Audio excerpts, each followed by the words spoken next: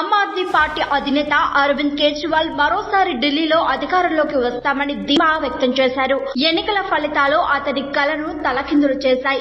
Aam Aadmi party అధినేత ఢిల్లీ మాజీ CM Arvind Kejriwal New Delhi assembly నియోజకవర్గంలో ఓటమి పాలయ్యారు. బీజేపీ అభ్యర్థి పర్వేష్ వర్మ చేతిలో ఆయన 3000 ఓట్ల తేడాతో ఓటమి చెందారు. ఈ ఫలితంతో న్యూఢిల్లీ నియోజకవర్గ ఓటర్లు కీలక నిర్ణయం తీసుకున్నట్లు స్పష్టమైంది. ఈ నేపథ్యంలో పర్వేష్ వర్మ హోంమంత్రి అమిత్ షాతో భేటీ అయ్యారు. తాజా పరిస్థితుల దృష్ట్యా ఢిల్లీకి కాబోయే సీఎం పర్వేష్ వర్మనే అయ్యే అవకాశాలు ఉన్నట్లు సమాచారం. బీజేపీ అభ్యర్థి పర్వేష్ వర్మ మాజీ సీఎం కేజ్రీవాల్ పై సుమారు 3000 ఓట్ల తేడాతో గెలుపొందారు. పర్వేష్ వర్మ గతంలో పశ్చిమ ఢిల్లీ నుంచి 2 సార్లు ఎంపీగా ఎన్నికయ్యారు. పర్వేష్ వర్మ ప్రముఖ జాట్ సామాజిక వర్గానికి చెందిన నేత. ఆయన కుటుంబ రాజకీయ నేపథ్యంతో ఉంది. ఆయన తండ్రి సాహిబ్ సింగ్ వర్మ బీజేపీ కీలక నేతగా ఉండడంతో పాటు ఢిల్లీ ముఖ్యమంత్రిగా కూడా పనిచేశారు.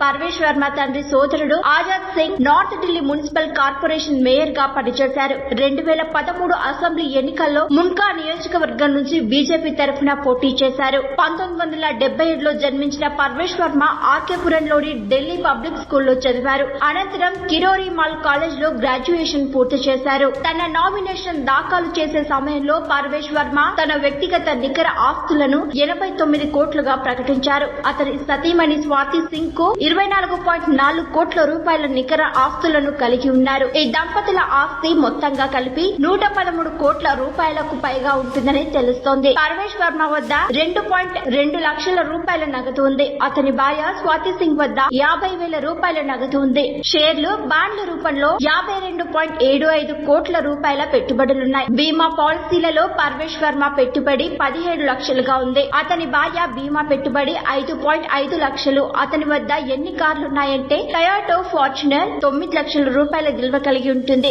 టొయాటో ఇన్నోవా 36 లక్షల రూపాయల విలువ కలిగి ఉంటుంది. 11.8 లక్షల రూపాయల ఎక్స్యూవీ ఎన్నికల అఫిడవిట్ లో ఆయన వెల్లడించిన వివరాలివి. 200 గ్రాముల బంగారం ఆయన వద్ద ఉంది. దీని విలువ 8.25 లక్షలు ఉంటుందని అంచనా.